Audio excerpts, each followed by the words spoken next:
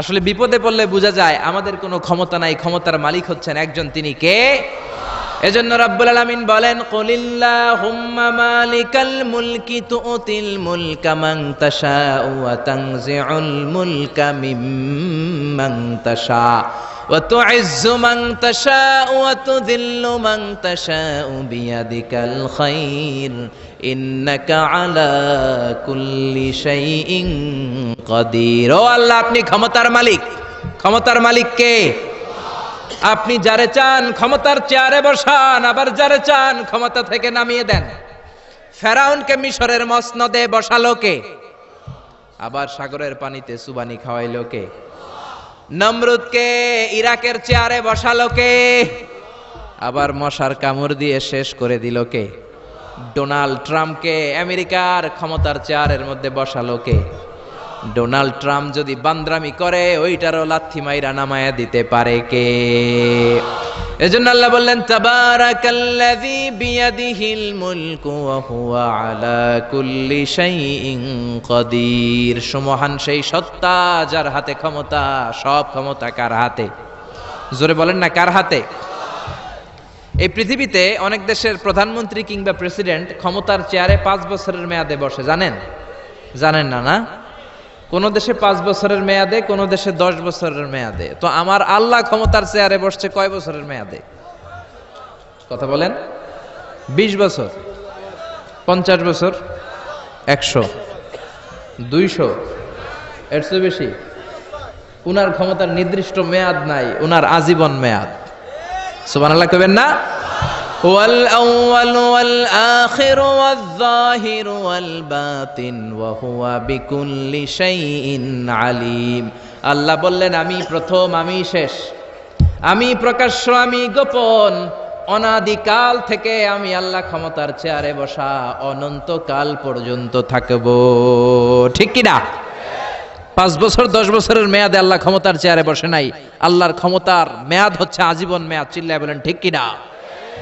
বুঝে শুনে উত্তর দিবেন। পৃথিবীর অনেক দেশে ক্ষমতায় যেতে হলে ডেমোক্রেটিক সিস্টেমে ক্ষমতায় যেতে হয়, মানে ভোটে জিতে। তো আল্লাহ তো ভোটে জিতে ক্ষমতায় আসছে, তাই না? ভোট ছাড়া, হ্যাঁ, এমনি এমনি চলে আসছে। আবার পৃথিবীর অনেক দেশে ডিকটেটরশিপ সিস্টেমে, মানে স্বৈরাচারী পদ্ধতিতে, জোর যার মুল্লুক তার, ওই সিস্টেমে ক্ষমতায় বসে। আল্লাহ তো এই সিস্টেমে আসছে না? আচ্ছা। আবার অনেক দেশে আছে মোনার্কি সিস্টেম, রাজতন্ত্র, বাবা রাজা, তার ছেলেও রাজা। তো আল্লাহর বাবা ছিল রাজা, এই জন্য আল্লাহও রাজা। বিষয়টা কেমন? আল্লাহ বললেন, খবরদার, আমার ক্ষমতার সাথে তোদের ক্ষমতা মিলাবি না। কুল হুয়াল্লাহু আহাদ আল্লাহুস সামাদ লাম ইয়ালিদ ওয়া লাম ইউলাদ ওয়া লাম ইয়াকুল লাহু কুফুয়ান আহাদ। লাম ইয়ালিদ ওয়া লাম ইউলাদ, আমি কাউরে জন্ম দেই নাই, আবার আমি কারো কাছ থেকে জন্ম নেই নাই, উত্তরাধিকার সূত্রে কারো কাছ থেকে ক্ষমতা পাই নাই। বিশ্বের শুরুতে, মহাবিশ্বের শুরু থেকে যে ক্ষমতার চেয়ারে আমি আল্লাহ বসে আছি, আমি আল্লাহ এই ক্ষমতার চেয়ারে শেষ পর্যন্ত থাকবো। চিল্লায় বলেন ঠিক কি না? আমাদের ক্ষমতার সাথে ওনার ক্ষমতার কোনো মিল নাই। আবার পৃথিবীর অনেক দেশে দেখবেন ক্ষমতায় যেতে হলে কোয়ালিশন করা লাগে। বাংলাদেশে এটারে বলে জোট করা লাগে। কি করা লাগে? জোটের রাজনীতি বাংলাদেশে আছে না নাই? কথা বলেন। কথা কয় না, মনে হয় কিছু বুঝেই না। জোটের রাজনীতি আছে না নাই? জোট যার বেশি ক্ষমতা তার বেশি, ঠিক কি না? প্রথমে শুরু হইল 4 দলীয় জোট, তারপর 14 দলীয়, তারপর 18 দলীয়, এরপর 20 দলীয়, এরপর মহাজোট, এবার হবে মহাজোট। তো আল্লাহ তো জোট করে ক্ষমতায় আসছে। আল্লাহর জোট করা লাগছে, কোয়ালিশন করা লাগছে। আল্লাহ বললেন, খবরদার, ওয়ালাম ইয়াকুল্লাহু শারীকুম ফিল মুলকি ওয়া কাব্বিরহু তাকবীরা। আমার ক্ষমতায় কোনো অংশীদার দল নাই, আমার ক্ষমতার মধ্যে কোনো শরিক দল নাই, আমার কোনো জোট নাই, আমার কোনো কোয়ালিশন নাই। আমি একাই ক্ষমতার মালিক, আমার ক্ষমতায় ভাগ বসানোর মতো কেউ নাই। জোরে কোন ঠিক কি না? আবার দেখবেন পৃথিবীর অনেক দেশে আন্দোলনের মাধ্যমে ক্ষমতার চেয়ার থেকে নামানো যায়। যিনি প্রেসিডেন্ট, একটা আন্দোলন করলে ক্ষমতা থেকে নামানো যায়, এরকম আছে না নাই? গণ অভ্যুত্থান করতে পারলে, আন্দোলন করতে পারলে ক্ষমতা থেকে নেমে যায়। আমি যখন মিশরে পড়াশোনা করি, মিশরের প্রেসিডেন্ট ছিল হোসনি মুবারক। মিশরে একটা আন্দোলন হলো, ওই আন্দোলনের ঠেলায় হোসনি মুবারক ক্ষমতা ছেড়ে দিতে বাধ্য হলো। তো আমরাও যদি পৃথিবীর সবাই মিলে আল্লাহর বিরুদ্ধে আন্দোলন করি, আল্লাহ ক্ষমতা ছেড়ে দিতে বাধ্য। বুঝে শুনে উত্তর দিয়েন। পৃথিবীর সবাই মিলে চাইলেও আল্লাহ ক্ষমতা থেকে নামবে না। আচ্ছা, যত জিন আছে মহাবিশ্বে, সব জিনেরা যদি বলে আমরাও একাত্মতা ঘোষণা করলাম, আমরাও আল্লাহরে মানি না, মানুষ জিন ভাই ভাই, আল্লাহর আর রক্ষা নাই, তাইলে তো আল্লাহ ক্ষমতা ছেড়ে দিবে, তাই না? ছেড়ে দিবে। আবার ফেরেশতারাও যদি বলে আমরাও মানি না, মানুষ জিন ফেরেশতা 3 দলীয় জোট। কয় দলীয়? কথা বলেন। মানুষ জিন ফেরেশতা 3 দলীয় জোট করে যদি আল্লাহর ব্যাপারে বিদ্রোহ করি, তাহলে আল্লাহর ক্ষমতা শেষ নাকি? আল্লাহর ক্ষমতা শেষ? আল্লাহ বললেন ওয়া আন্নাকুম গায়রু মুআজিজিল্লাহ,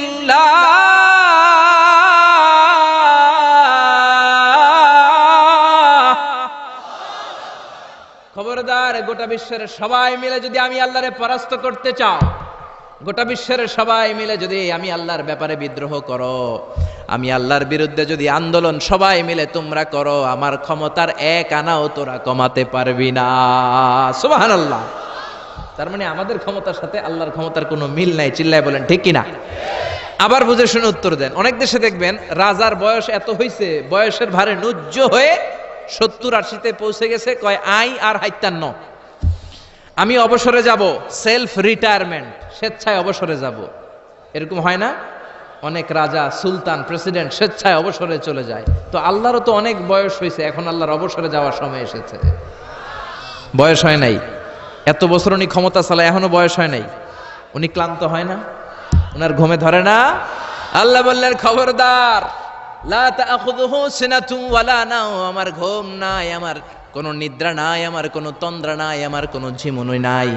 ওয়ালা ইয়াউদুহু হিফযুহুমা ওয়া হুয়াল আলিয়ুল আযীম। এই পুরো মহাবিশ্বটা পরিচালনা করতে যে আমি আল্লাহ ক্লান্ত হই না, আমি আল্লাহর তন্দ্রা আসে না, আমি আল্লাহর ঝিমুনি আসে না, আমি আল্লাহর ঘুম আসে না, আমি আল্লাহ একাই মহাবিশ্বের সব ক্ষমতার মালিক। ঠিক কিনা? এজন্য আল্লাহ বললেন তাবারাকাল্লাযী বিয়াদিহিল মুলকু ওয়া হুয়া আলা কুল্লি শাইইন কাদির। সমহান সেই সত্তা যার হাতে ক্ষমতা। ক্ষমতা কার হাতে? সবাই বলেন না, ক্ষমতা কার হাতে? নাকি আপনাদের হাতে? আর কোনদিন বলবেন জনগণ সকল ক্ষমতার উৎস? আর কোনদিন বলবেন সকল ক্ষমতার উৎস হচ্ছে একজন, তিনি কে? আওয়াজ করে বলতে হবে, তিনি কে? আমরা বললাম আল্লাহ, বুঝলাম আপনি ক্ষমতার মালিক, আর কিসের মালিক বলেন? আল্লাহ বললেন আল্লাযী খালাকাল মাউতা ওয়াল হায়াতা লিয়াবলুয়াকুম আইয়ুকুম আহসানু আমালা ওয়া হুয়াল আজিজুল গফুর। আমি শুধু ক্ষমতারই মালিক নই, আমি এমন আল্লাহ যে আল্লাহ জীবন তৈরি করলাম, যে আল্লাহ মরণ তৈরি করলাম। আমি জীবনেরও মালিক, মরণেরও মালিক। আমাদেরকে জীবন দিয়েছে কে? মরণ দিয়েছে কে? আমাদের প্রাণ ভিক্ষা দিতে পারে কে? নাকি আপনাদের রাষ্ট্রপতি? আপনাকে রাষ্ট্রপতি তো নাকি প্রাণ ভিক্ষা দেয়, দেয় না? আরে রাষ্ট্রপতিরও তো প্রাণ ভিক্ষা দিবে আল্লাহ। চিল্লায় বলেন ঠিক কিনা? আল্লাহ বললেন আমি এমন আল্লাহ আল্লাযী খালাকাল মাউতা ওয়াল হায়াতা লিয়াবলুয়াকুম আইয়ুকুম আহসানু আমালা। তোমরা কে কেমন আমল করো এটা দেখার জন্য আমি জীবন বানালাম, মরণ বানালাম, আর জীবন মরণের মাঝখানে তৈরি করলাম রূহ। রূহ তৈরি করলাম। কি তৈরি করলাম? রূহ মানুষ তৈরি করতে পারে না, রূহ তৈরি করতে পারে একজন, তিনি কে? মানুষ কম্পিউটার তৈরি করতে পারে, প্লেন বানাতে পারে, রকেট বানাতে পারে, রোবট বানাতে পারে, সুফিয়া খালারে বানাতে পারে, কিন্তু রুহু বানাতে পারে না। সুফিয়া খালারে চিনেন? আপনারাও চিনেন? আহা, মেয়েদের মতো লিপস্টিক দেয়া হয়েছে ওর ঠোঁটে, মেয়ের আকৃতি দেয়া হয়েছে, অবয়ব দেয়া হয়েছে। সুফিয়া রোবটটাকে দেখে আমার প্রতিবন্ধী মনে হলো। এমনে তাকায়, এমনে করে, এমনে করে, এমনে করে, আর ভেতরের ভেতরে সফটওয়্যারে সব সেট করে দেয়া, যেটা রিমোট কন্ট্রোলে চাপে ওই অনুযায়ী বলে। চিল্লায় বলেন ঠিক কিনা? যারা এই সুফিয়াকে বানিয়েছে, কিয়ামতের দিন আল্লাহ বলবে এই সুফিয়ার ভেতরে রুহু দে, এই সুফিয়ার ভেতরে রুহু দে। যারা এই সুফিয়া নিয়ে পৃষ্ঠপোষকতা করেছে, বিদেশ থেকে দেশে এনেছে, সবাইকেই আল্লাহর সেদিন বিচারের ট্রাইব্যুনালের সুপ্রিম কোর্টের কারাগারে কাঠগড়ায় আসামি হয়ে দাঁড়াতে হবে। চিল্লায় বলেন ঠিক কিনা? এজন্য আল্লাহ ডেকে বললেন, গোলাম আমি জীবন বানালাম, মরণ বানালাম, জীবন মরণের মাঝখানে বানালাম রুহু। এই রুহু থাকলে তুমি জিন্দা, রুহুটা না থাকলে তুমি হয়ে যাও মুর্দা। এই যে মিজানুর রহমান আজারি কথা বলতেছে, হাসে, হাত নাড়ে, কথা বলে, কারণ রুহু আছে। এই রুহুটা বের হয়ে গেলে লাশ হয়ে পড়ে যেতে হবে। চিল্লায় বলেন ঠিক কিনা? মক্কার কাফিররা বলল, আব্দুল্লাহর বেটা মুহাম্মদ, রুহু কাকে বলে আমাদের বলো। রুহু দেখতে কেমন, কেমন করে দেহের মধ্যে রুহু ঢুকে, কেমন করে রুহুটা দেহ থেকে উড়াল দেয়।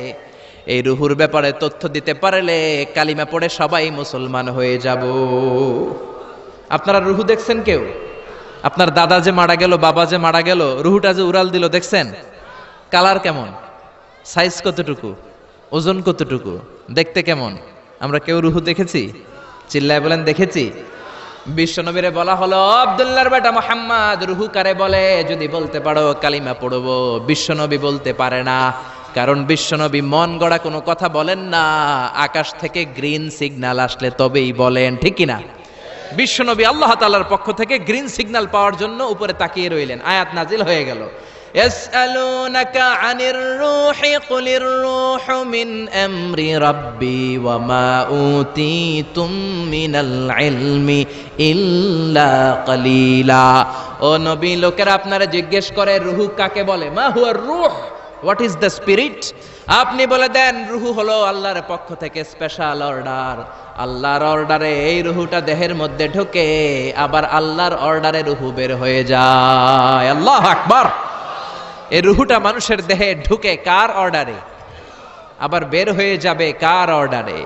পৃথিবীর যত বিজ্ঞানীরা আছে সবাই মিলেও কি একটা রুহু বানাতে পারবে?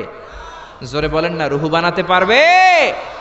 আল্লাহ চ্যালেঞ্জ করে বললেন, ওমা উতীতুম মিনাল ইলমি ইল্লা কালিলা, তোমাদেরকে একেবারে যত সামান্য কিঞ্চিত জ্ঞান দিয়ে আমি তৈরি করেছি, তোমাদের এই লিমিটেড জ্ঞান দিয়ে রুহু বানানো যাবে? ইউনাইটেড স্টেটস অফ আমেরিকা একজন মেডিকেল সায়েন্টিস্ট এই চ্যালেঞ্জ গ্রহণ করলো। সে চ্যালেঞ্জ গ্রহণ করে বলল, আমি রুহু বের করে ছাড়বো। কি বের করব? রুহু। আমেরিকার ওই মেডিকেল সায়েন্টিস্ট সে চ্যালেঞ্জ করে বলল, আমি রুহু বানাবো। কি বানাবো? উত্তর দিতে হবে কিন্তু, কি বানাবো? রুহু বানাবো। কেমন করে রুহু বের হয় এটা আবিষ্কার করে আমি নোবেল প্রাইজ জিতবো, নোবেল লরেট হব। 7 বছর সে গবেষণা করলো মুমূর্ষু রোগীদের নিয়ে। মুমূর্ষু রোগী নিয়ে বসে থাকে, কখন রুহুটা বের হবে, রুহু ধরার জন্য বসে থাকে। কিন্তু 7 বছরে হাজার হাজার মুমূর্ষু রোগীর দেহ থেকে রুহু উড়াল দিছে, কিন্তু রুহু ধরতে পারে নাই। সুবহানাল্লাহ কইবেন না?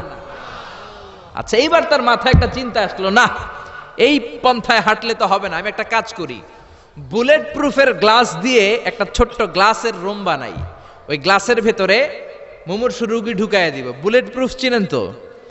মানে গুলি মারলেও গুলি ঢুকবে না। আমাদের মাননীয় প্রধানমন্ত্রী, রাষ্ট্রপতি মহোদয়, ওনারা যে গাড়িগুলো চালায় এগুলো কিন্তু বুলেট প্রুফ, জানেন? গুলি মারলে গুলি ঢুকে না।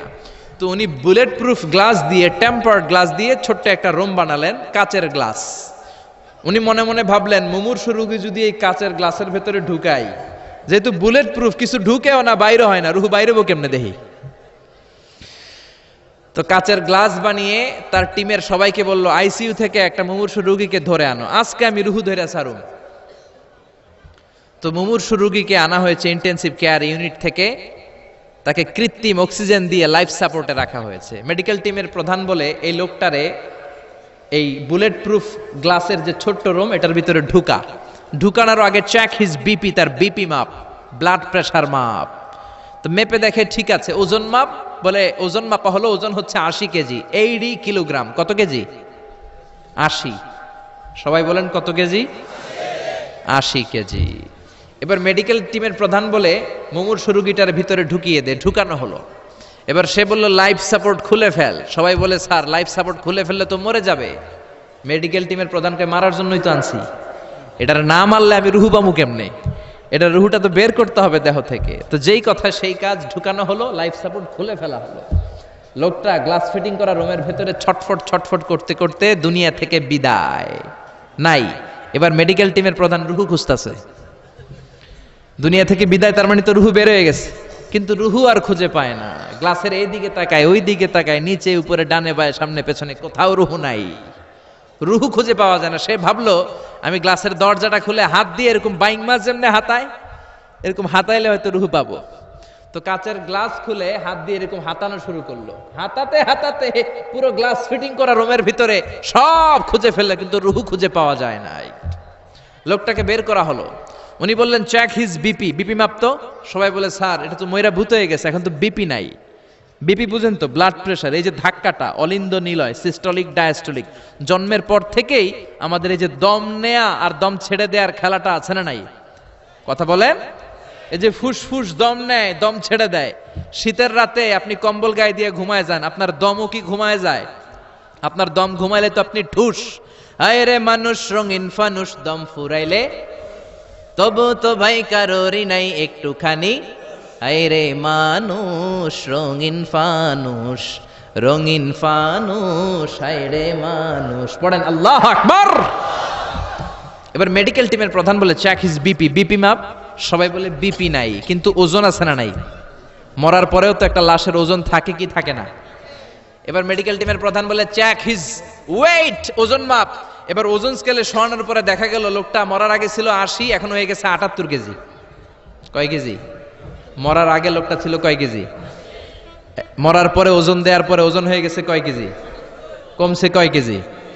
মেডিকেল টিমের প্রধান কয় আমি পাইছি। সবাই কয় কি পাইছেন? মেডিকেল টিমের প্রধান কয় ওইডা। সবাই কয় কোনডা? কয় রুহু। কেমনে পাইলেন? কয় মরার আগে ছিল 80 কেজি, মরার পরে 78 কেজি, কমছে 2 কেজি। তার মানে যেটা উড়াল দিছে ওইটাই 2 কেজি। পাইছে ঘোড়ার ডিম। কিন্তু বিজ্ঞানীদের নিয়ম হচ্ছে আপনি একটা রেজাল্ট দিয়েই ফাইনাল জাজমেন্ট দিতে পারবেন না, আপনার আরো কিছু নমুনা সংগ্রহ করতে হবে। সে বলল আরেকটা রোগীকে আইসিইউ থেকে নিয়ে আয়, ওজন মাপ, বিপি মাপ। বিপি ওকে, ওজন কত? 70 কেজি। দ্বিতীয় যে লোকটাকে আনা হলো তার ওজন 70 কেজি। চিল্লায় বলেন কয় কেজি? 70। এবার গ্লাসের ভিতরে ঢুকানোর পরে অক্সিজেনের মাস্কটা খুলে ফেলা হলো। এই লোকটা অক্সিজেনের অভাবে ছটফট ছটফট করতে মরে গেল। মরার পরে আবার রুহু খুঁজে, কিন্তু গ্লাসের ভিতরে রুহু নাই। এই লোকটাকেও বের করে মেডিকেল টিমের প্রধান বলে চেক হিজ বিপি, বিপি মাপ। সবাই বলে বিপি নাই, কিন্তু ওজন আছে না নাই? এই লোকটার ওজন মরার আগে কত কেজি? 70। এবার ওজন দিয়া দেখে এই মৃত লোকটার ওজন হয়ে গেছে 71 কেজি। কয় কেজি? আগেরটা তো কম ছিল, মিলানো গেছে। এবার যাবি কই? হ্যাঁ, আগেরটা 2 কেজি কমেছে। মনে মনে চিন্তা ছিল, রুহু যেটা ছিল উড়াল দিয়েছে, রুহু নাই, 2 কেজি কমেছে।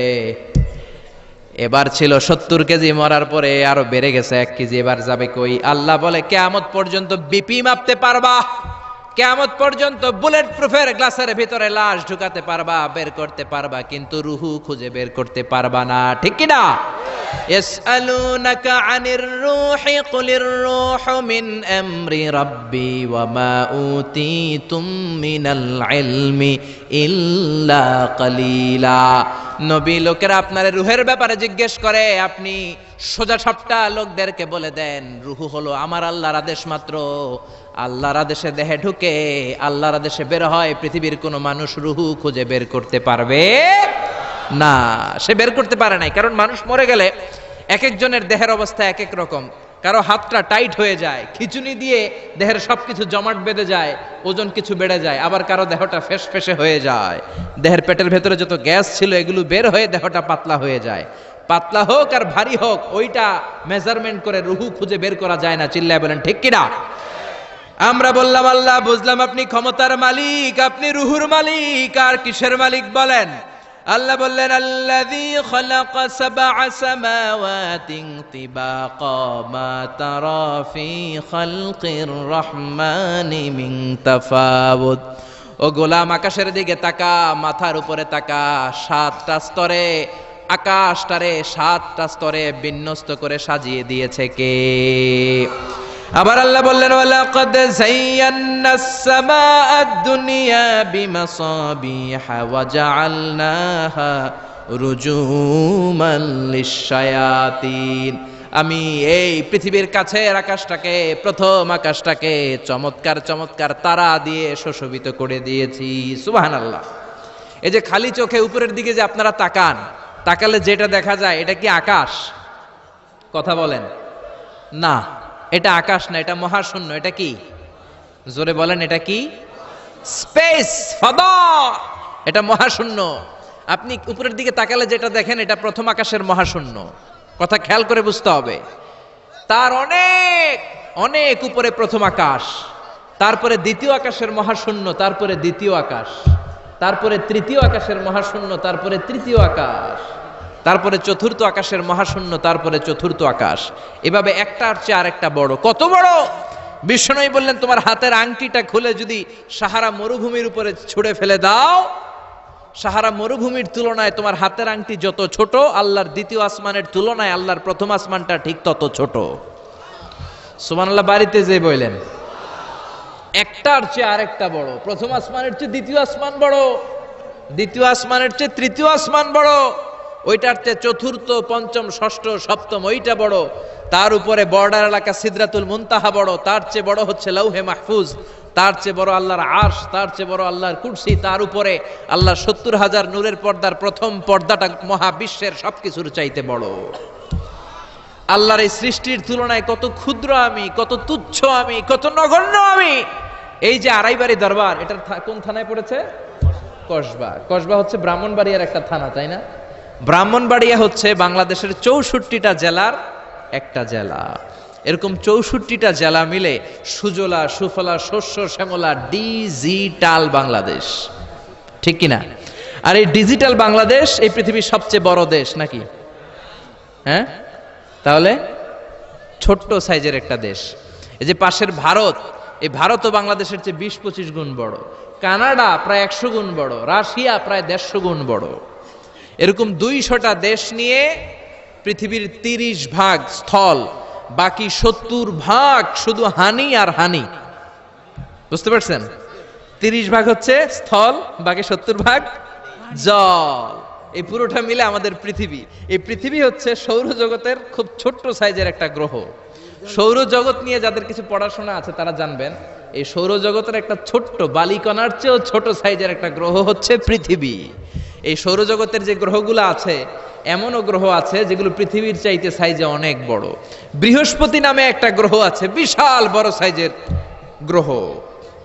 যেই সূর্যের আলো পেয়ে আমরা বেঁচে আছি, এই সূর্যটা পৃথিবী থেকে 13 লক্ষ গুণ বড়।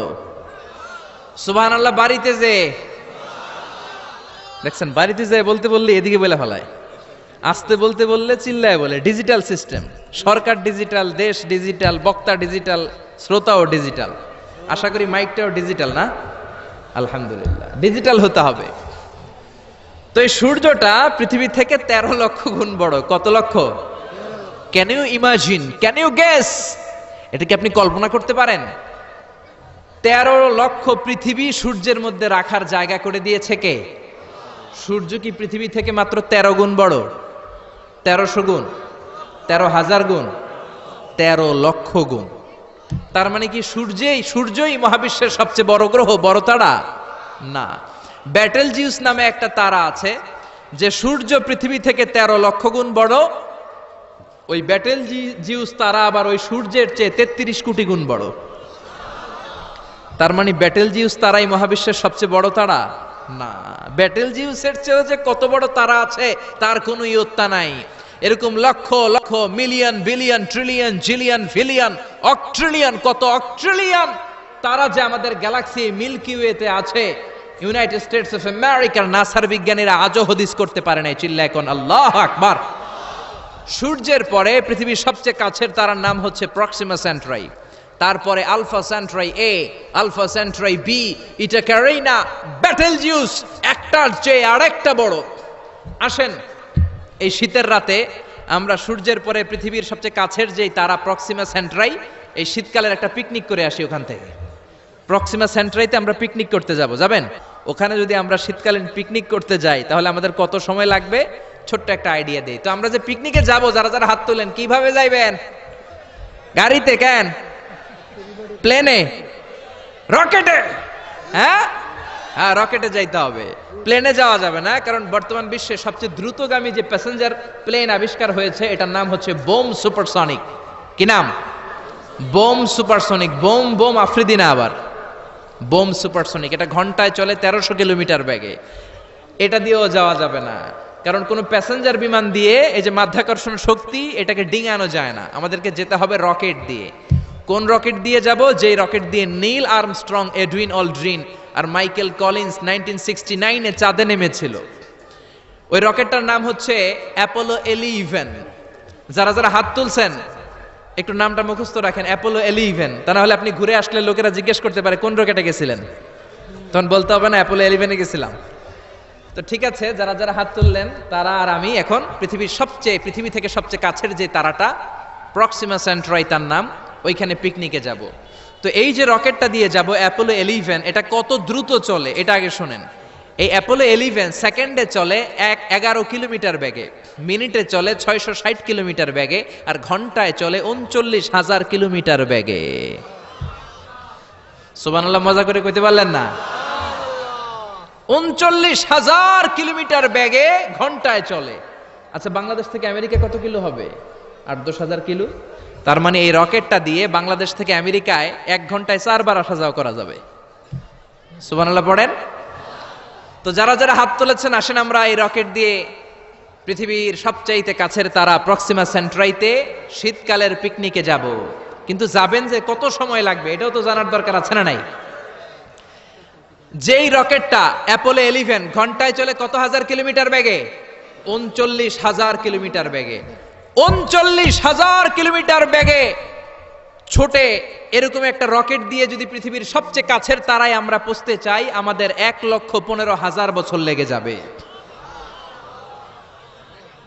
Can you imagine? আপনি কল্পনা করতে পারেন যে রকেটটা ঘন্টায় ছুটবে আপনাকে নিয়ে 39,000 কিলোমিটার বেগে, ওই রকেটটা দিয়ে পৃথিবীর সবচেয়ে কাছের যে তারাটা ওইটাতে পৌঁছতে আমাদের 1,15,000 বছর লেগে যাবে।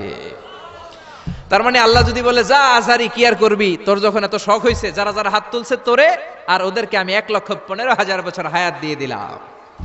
তা আমরা যদি যাইতে শুরু করি, বাকি যারা হাত তোলা নাই এরা মরে ভূত হয়ে যাবে।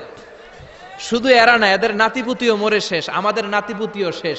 সবাই মরতে মরতে মরতে মরতে 6,000 প্রজন্ম, 6,000 জেনারেশন যখন মরে ভূত হয়ে যাবে, তখন আমাদের ওই তারার মধ্যে নামার সময় হবে।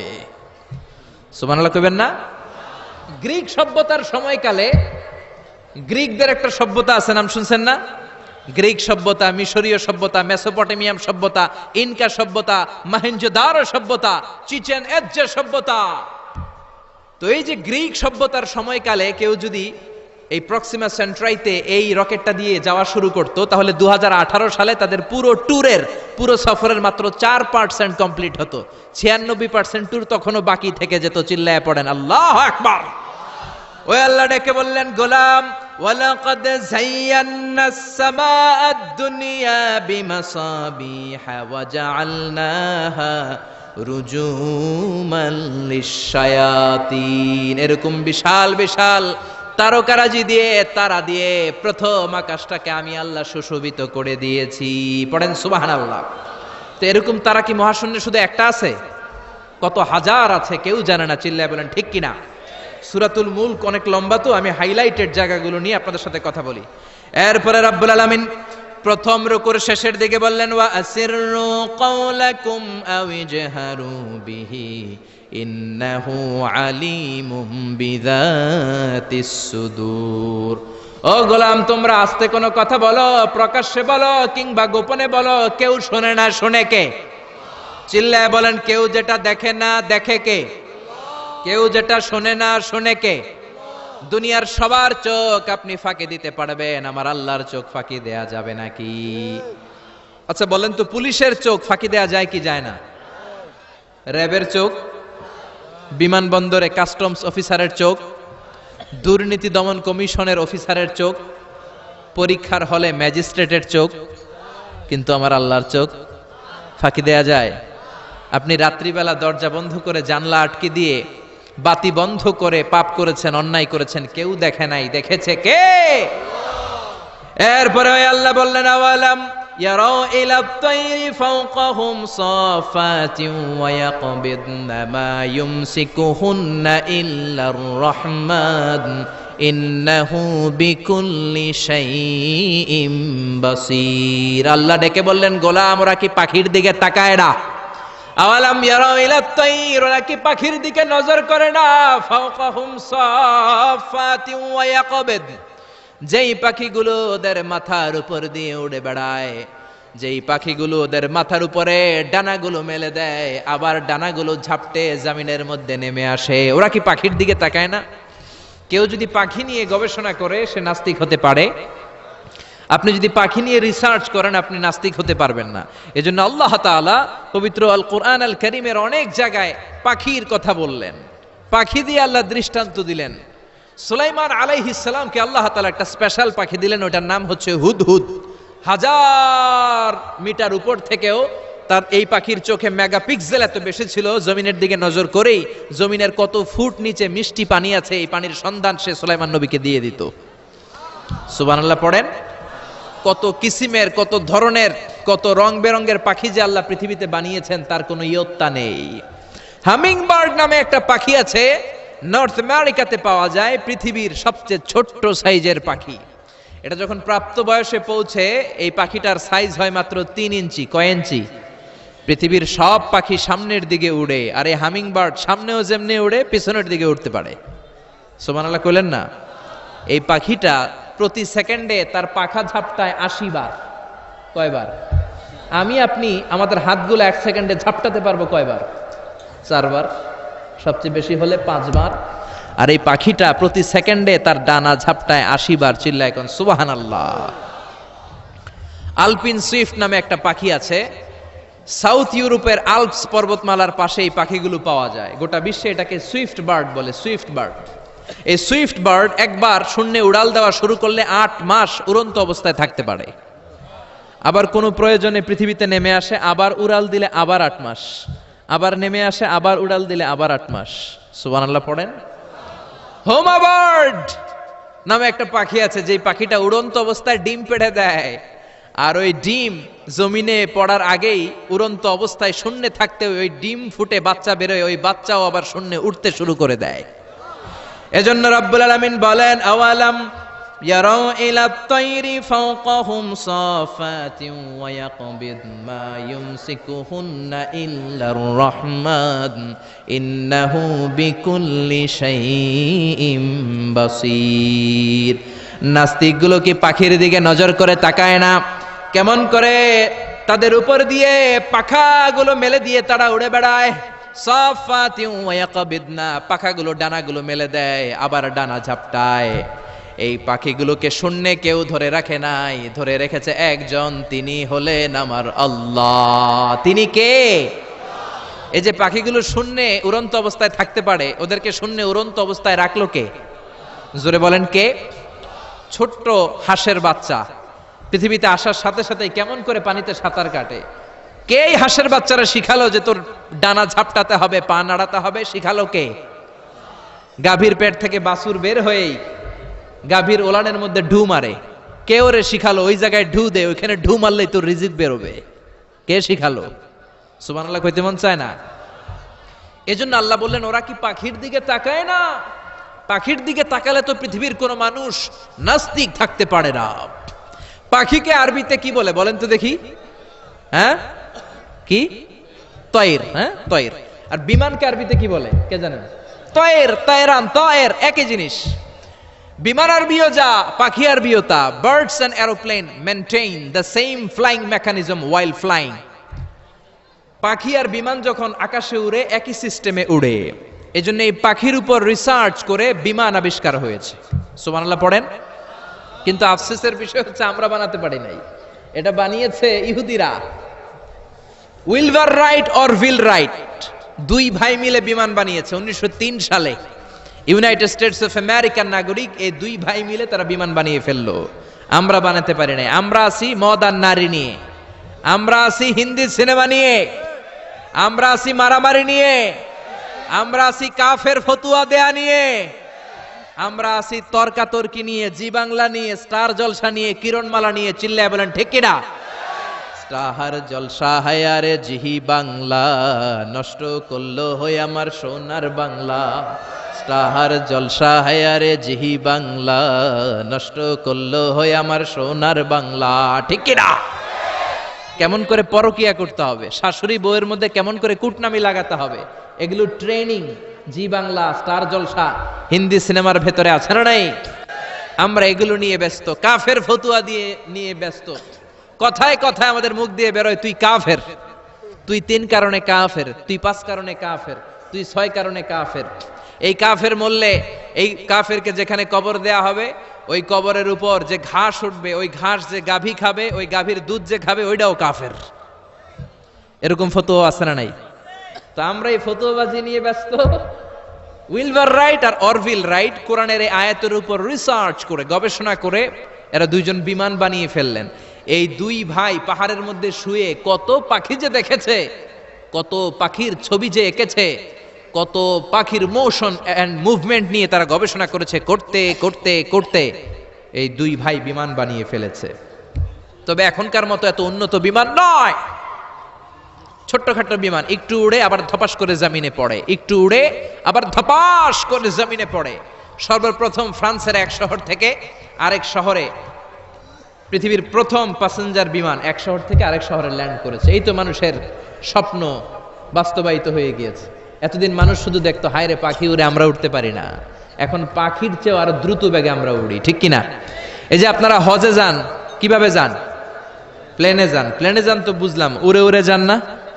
পাখি আর কত দ্রুত উড়ে, পাখির চেয়েও দ্রুত বেগে আমরা উঠতে পারি, চিল্লায় বলেন ঠিক কিনা? এই বিমান আবিষ্কার হওয়ার আগ পর্যন্ত পৃথিবীর সব দেশের ছিল শুধু সেনাবাহিনী আর নৌবাহিনী। বিমান আবিষ্কারের পর শুরু হয়ে গেল বিমান বাহিনী। এখন সব স্বাধীন দেশের বিমান বাহিনী আছে না নাই? Air force, military. এখন মানুষ ড্রোন হামলা করে, মিসাইল হামলা করে, ব্যালিস্টিক ক্ষেপণাস্ত্র দিয়ে হামলা করে।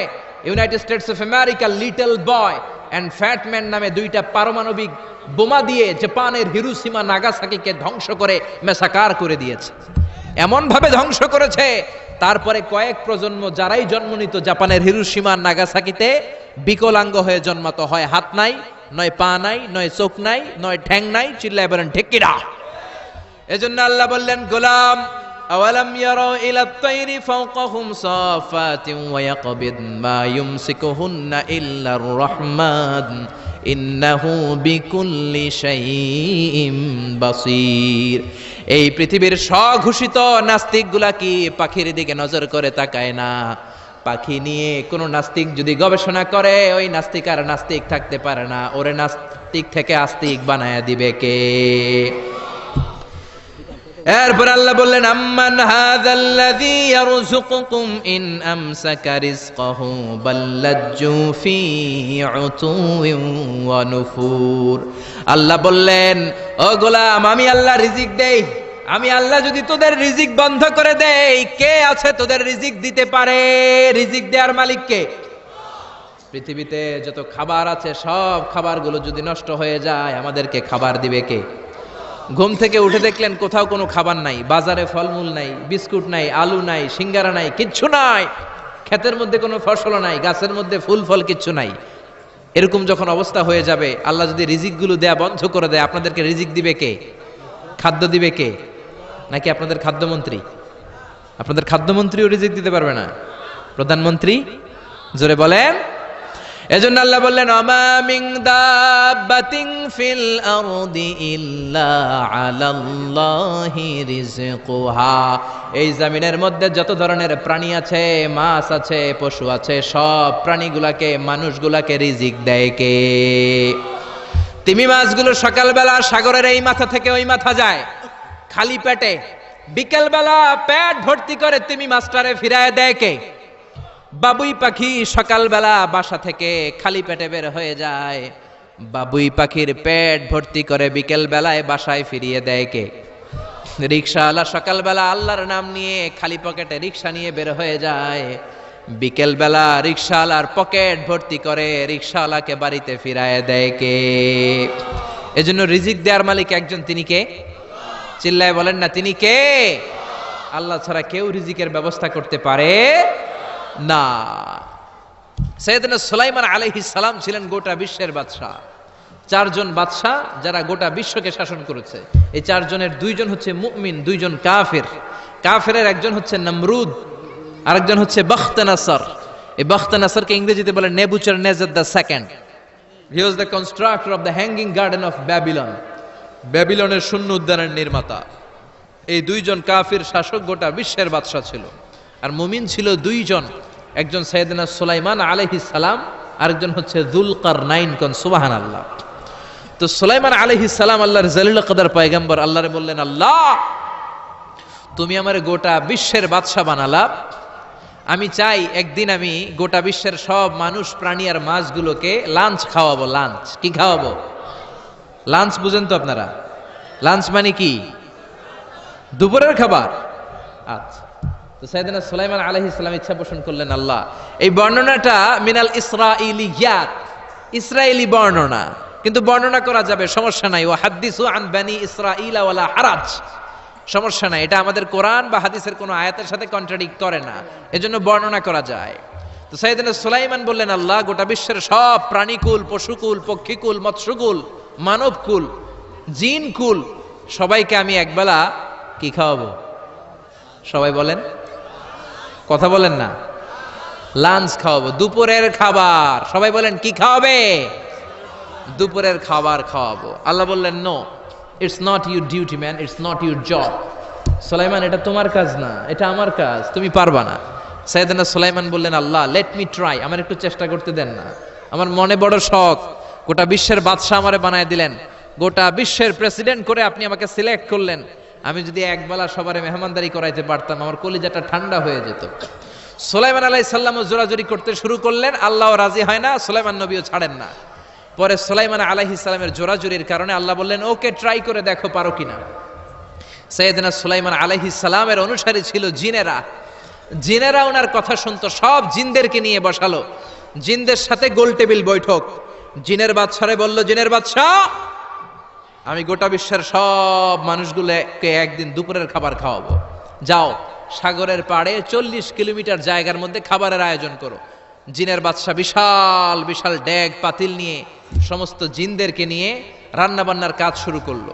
আফ্রিকার জঙ্গল থেকে আস্ত আস্ত গরুগুলোকে এনে ফ্রাই করতে আরম্ভ করলো, হরিণগুলোকে রোস্ট করতে আরম্ভ করলো, সাগরের তিমি মাছগুলোকে ভুনা করতে শুরু করলো, আকাশের বড় বড় পাখিগুলোকে রোস্ট করতে শুরু করলো। 40 কিলোমিটার ব্যাপী জায়গা নিয়ে খাবার তৈরি করা হচ্ছে, কারণ সাইয়েদনা সুলাইমান আলাইহিস সালাম গোটা বিশ্বের মানুষকে, গোটা বিশ্বের প্রাণীগুলোকে একদিন দুপুরের খাবার খাওয়াবে। তো 40 কিলোমিটার জায়গার মধ্যে খাবারের আয়োজন করা হলো। সাইয়েদনা সুলাইমান আলাইহিস সালাম বললেন, রান্না করতে থাকো। করতে করতে বিশাল রান্নার স্তূপ, বিরিয়ানির স্তূপ, খিচুড়ির স্তূপ, পোলাওয়ের স্তূপ, রেজালার স্তূপ, ঝাল গরুর মাংসের স্তূপ, কোরমার স্তূপ, সব কিছুর স্তূপ করা হলো। ফল মূল মাছ মাংস এনে স্তূপ করা হলো 40 কিলোমিটার এরিয়া নিয়ে। কয় কিলোমিটার? সবাই বলেন কয় কিলোমিটার? সব যখন রান্না শেষ, চলে এলো সেই মাহেন্দ্রক্ষণ, সেই মাহেন্দ্র দিন, যেদিন তিনি আপ্যায়ন করাবেন। সাইয়েদনা সুলাইমান আলাইহিস সালাম উদ্বোধনী ভাষণ দিবেন, মানে উদ্বোধন করবেন। খাবার উদ্বোধন করা লাগবে না, এটা তো গোটা বিশ্বের মানুষ খাবে, মহাবিশ্বের সব প্রাণী খাবে। উনি উদ্বোধনী বাক্যে বললেন, আমি বেশি কিছু বলতে চাই না, মাছেরা লাইন ধরবে সাগরের এই দিক দিয়ে, পাখিরা লাইন ধরবে ডান দিক দিয়ে, মানুষ লাইন ধরবে বাম দিক দিয়ে, জিনেরা লাইন ধরবে সামনে দিয়ে, আর বনের পশুরা লাইন ধরবে জঙ্গলের এই দিক দিয়ে। লাইনে লাইনে আসো, তোমাদেরকে খাবার দেয়া হবে সকাল থেকে সন্ধ্যা পর্যন্ত, যার যত মনে চায় পেট ভর্তি খাবার দেয়া হবে। ইন দ্য মিন টাইম সাগরের ভেতর থেকে এক বিশাল আকৃতির তিমি মাছ আ করে ডেকে বলল, সুলাইমান আমি লাইন টাইন মানি না। কি মানি না? তুমি তোমার উদ্বোধনী বক্তব্যে বলেছো লাইন ধরে খাবার নিতে হবে, আমি লাইন টাইন মানি না। আমার পেটে প্রচন্ড ক্ষুধা, ক্ষুধার জ্বালায় আমি মরতে বসেছি, আমি লাইন মানি না, খাবার দাও। সাইয়েদনা সুলাইমান আলাইহিস সালাম বললেন, আমি নবী মানুষ, আমি বেলাইন করতে পারি না। সাইয়েদনা সুলাইমান বললেন, আমি লাইন ছাড়া খাবার দিতে পারি না। তিমি মাছ বলে, আমি লাইন মানি না, আমার পেটের ভেতরে এত ক্ষুধা, ক্ষুধার জ্বালায় আমি মরে যাচ্ছি। তোমার এই মেহমানখানায় এসে খাবারের অভাবে আমি যদি তিমি মাছ মারা যাই, কিয়ামতের দিন আল্লাহ তোমারে ছাড়বে না রে সুলাইমান। সুলাইমান আলাইহিস সালাম পড়ে গেছে বিপদে। হায় হায়, আসলে এটা যদি মরে যায় তাহলে তো সমস্যা, একটা ব্যাড রেকর্ড হয়ে যাবে, ঠিক কিনা? তো উনিও লাইন মেনটেন করতে বলতেছেন, তিমি মাছও লাইন মানবে না, বেলাইন। কিছু লোক আছে এরকম, পুলিশ দাঁড়ায় আছে, র্যাব দাঁড়ায় আছে, ওর মধ্যে বেলাইন করে ফেলায়, আছে না নাই? তিমি মাছ বলে, আমি লাইন টাইন মানি না। তো সুলাইমান আলাইহিস সালাম বললেন ঠিক আছে সবার জন্য লাইন, শুধু এইটার জন্য বেলাইন। উনি ঘোষণা দিলেন যাও এটারে খাবার দাও। তো তিমি মাছ বলল সুলাইমান আমি এই যে আমার মুখটাকে, বিশাল মুখটাকে হা করে রেখেছি, আমার মুখের ভেতরে জিনদেরকে বলো খাবার ঢুকায় দিতে, যতক্ষণ না আমার পেট ভরবে আমি হা করে থাকবো, চিল্লায় কোন আল্লাহু আকবার। সাইয়েদনা সুলাইমান আলাইহিস সালাম ভাবলেন বিশাল একটা আস্ত গরুর রোস্ট যদি ঢুকায় দেয় তাইলেই তো শেষ, কেল্লা ফতে, ঠিক কিনা? সাইয়েদনা সুলাইমান বললেন যাও আফ্রিকার জঙ্গলের যে গরুগুলো রোস্ট করেছো একটা রোস্ট এই তিমি মাছের পেটের ভেতরে ঢুকিয়ে দাও। জিনের বাদশা যে রোস্ট ঢুকায় দিস ওইটা হা করেই আছে। সাইয়েদনা সুলাইমান বললেন কয়েকটা খাসি মেরে দাও। খাসি মেরে দেয়া হলো, এটা হা করে আছে। কয়েক বস্তা বিরিয়ানি মেরে দাও, মেরে দেয়া হলো। বললো আরো 10টা গরু ঢুকায় দাও, হা করে আছে। আরো 50টা খাসি ঢুকায় দাও, হা করে আছে। আরো কয়েক হাজার তিমি মাছ রোস্ট করে ঢুকায় দাও, ঢুকায় দিতেছে। খাবার যত আছে দিতে শুরু করলো। ইন দ্য মিন টাইম 1 কিলোমিটারের খাবার শেষ। সুবহানাল্লাহ কইবেন না? তিমি মাছ বিশাল বড় হা করে বসে আছে সাগরে। জিনের বাদশা খাবার দিতে লাগলো। 1 কিলোমিটার শেষ, 5 কিলোমিটার শেষ, 10 কিলোমিটার শেষ, 20 কিলোমিটার শেষ, 30 কিলোমিটার শেষ, 40 কিলোমিটার শেষ। এখনো তিমি মাছের মুখ হা করা আছে না নাই? সাইয়েদনা সুলাইমান সিজদায় পড়ে গেলেন, আল্লাহর ডেকে বললেন মাবুদ রে, আমি বুঝতে পারি না আসলে রিজিক দেওয়ার মালিক আমরা না, গোটা বিশ্বের সবাইকে খাওয়ানোর ক্ষমতা আমার নাই, রিজিকের মালিক একজন, তিনি কে? তিমি মাছ ডেকে বলে ও সুলাইমান, প্রতিদিন রব্বুল আলামিন 3 লোকমা খাবার আমারে খাওয়ায়, 3 লোকমা খাবার সাগর থেকে আমাকে সংগ্রহ করে দেয়। তুমি যে 40 কিলোমিটারের সব খাবারগুলো আমার পেটের ভেতরে ঢুকিয়ে দিয়েছো সুলাইমান, আল্লাহর 3 লোকমা খাবারের 1 লোকমার সমানও হয় নাই। আরো আস্তে কোন সুবহানাল্লাহ। এজন্য রিজিক দিতে পারে একজন, তিনি কে? আরো জোরে বলেন কে? এই সূরাটা আল্লাহ শেষ করলেন কি বলে? কুল আরাআইতুম ইন আসবাহা মাউকুম গাওরান ফামান ইয়াতিকুম বিমাইম মাইন। বলো দেখি সবে, শুকাইয়া যদি যায় এই পৃথিবীর পানি, তাহলে হেথায় তটনির ধারা কে দিবে সবারে আনি? চিল্লায় পড়েন আল্লাহু আকবার। একদিন ঘুম থেকে উঠে যদি দেখেন টিউবওয়েল চাপছেন পানি নাই, নদীর মধ্যে পানি নাই, ট্যাপ ছেড়ে দিলেন ট্যাপ থেকে কোনো পানি নাই, আপনারে পানির ব্যবস্থা করে দিবে কে? কেউ করে দিতে পারবে আল্লাহ ছাড়া? একটু কল্পনা করেন না, আগামীকালের সকালটা, ঘুম থেকে উঠলেন, মুখ ধুবেন, টয়লেট করবেন, ফ্রেশ হবেন, ট্যাপে পানি নাই, টিউবওয়েলে পানি নাই, বাজারে মিনারেল ওয়াটারও নাই, কোথাও পানি নাই, কি করবেন? পানি দেওয়ার মতো কেউ আছে? জোরে বলেন। এজন্য পানির মালিক কে? জোরে বলেন। এই পানি দিয়ে আল্লাহ আবার শাস্তিও দেয়। পানির অপর নাম যেমনি জীবন, আবার পানির অপর নাম হচ্ছে মরণ। চিল্লায় বলেন ঠিক কিনা? সাইয়েদনা নূহ আলাইহিস সালামের উম্মতকে এই পানি দিয়ে, প্লাবন দিয়ে আল্লাহ শেষ করে দিয়েছেন। চিল্লায় বলেন ঠিক কিনা? এজন্য পানির মালিক আল্লাহ। পানি চাইতে হবে শুধুমাত্র কেবলমাত্র একজনের কাছে, তিনি কে? নাকি বৈশাখীর কাছে চাবেন? নাকি ইন্দ্রদেবের কাছে চাবেন? হিন্দুরা পানি চায় ইন্দ্রদেবের কাছে। কার কাছে? আর আমরা চাই বৈশাখীর কাছে। বৈশাখী মেঘের কাছে জল চেয়ে তুমি কাঁদবে, আমি চাই না তুমি কাঁদবে, আমি চাই না। এরকম আছে না নাই? বৈশাখী তোমারে পানি দিতে পারে না, ইন্দ্রদেব পানি দিতে পারে না, কোন সরকার বাহাদুর পানি দিতে পারে না। পানি দিতে পারে একজন, তিনি কে? আল্লাহ মেঘ দে পানি দে, ছায়া দে রে তুই, আল্লাহ মেঘ দে। পড়েন পড়েন, আল্লাহ মেঘ দে পানি দে, ছায়া দে রে তুই, আল্লাহ মেঘ দে। পানি দেওয়ার মালিক হচ্ছে একজন, তিনি কে? কেউ যেটা পারে না পারে কে? কেউ যেটা দেয় না দেয় কে? এই পানি থেকে আল্লাহ মহাবিশ্বের সব সৃষ্টি করলেন। ওয়াজআলনা মিনাল মাই কুল্লা শাইইন হাই আফালা ইউমিনুন। আমি পানি থেকে তোমাদের সবাইকে বানালাম, তারপরেও কি ওরা ঈমান আনবে না? ১৫০০ বছর আগে আল্লাহ কোরআনে বললেন, আমি পৃথিবীর সব প্রাণগুলোকে বানিয়েছি পানি থেকে। কোত্থেকে? জোরে বলেন।